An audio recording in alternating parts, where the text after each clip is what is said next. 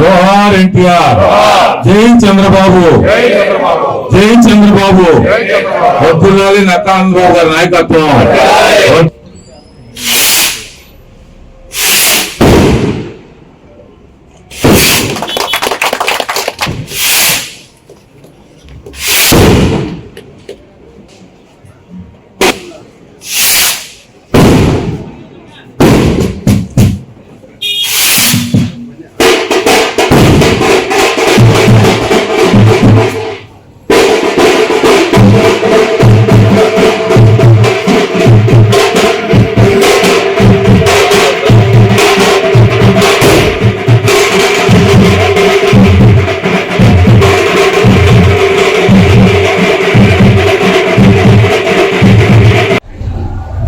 వేడుకలు ఈరోజు యావత్ ఆంధ్రదేశమే కాదు తెలుగు వారు ఎక్కడుంటే అక్కడ జరుగుతూ ఉన్నాయి.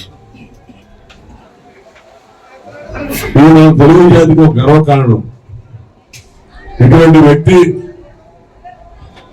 తెలుగు గడ్డ మీద పుట్టడం అనేది తెలుగు ప్రజలు చేసుకున్నటువంటి అదృష్టమే అనుకోవాలి. 47-48 సంవత్సరాల రాజకీయ ప్రస్థానం, 78లో ప్రథమంగా ఎమ్మెల్యే అయ్యాడు. దానికి ముందు విద్యార్థి రాజకీయాలను చూస్తే 50 సంవత్సరాల రాజకీయ ప్రస్థానం.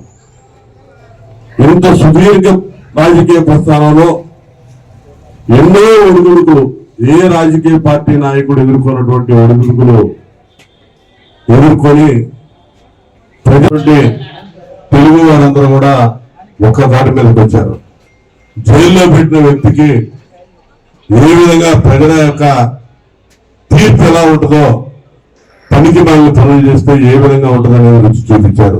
ప్రతిపక్ష పార్టీ కూడా పనికి రాకుండా తరిగికుంటారు. అని మన నాయకుడు 53 రోజులు జైల్లో ఉన్నాడు. ఆయన ఈ రాష్ట్రం కోసం, రాష్ట్ర ప్రజల కోసం, మన కోసం ఉన్నాడు తప్ప ఆయన కోసం కాదు. ఎక్కడ చెల్లించలా. అటువంటి వ్యక్తి మళ్ళా 164 సీట్లతో ఇలా కూటమిని ఏర్పాటు చేసి అధికారంలో తీసుకొచ్చి 10 నెలల నుంచి అవిశ్రాంతంగా పనిచేస్తా ఉన్నారు.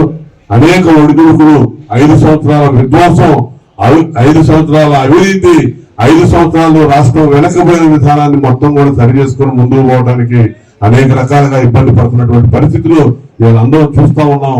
ఈ పరిస్థితుల్లో గట్టిగా ఎన్ని ఇబ్బందులు వచ్చినా మనం వెన్నుదన్నుగా పార్టీకి, నాయకుడికి నిలవాల్సిన అవసరం ఉంది. ఖచ్చితంగా భవిష్యత్తు అనేది 100% ప్రతి ఒక్కరు కూడా నమ్మిన కార్యకర్తకి, నాయకుడికి పార్టీలో భవిష్యత్తు ఉంటుంది. దాన్ని దృష్టిలో పెట్టుకొని మన నాయకుడి అడుగులో అడుగు వేసి మనందరం కూడా ముందుకు నడవాలి.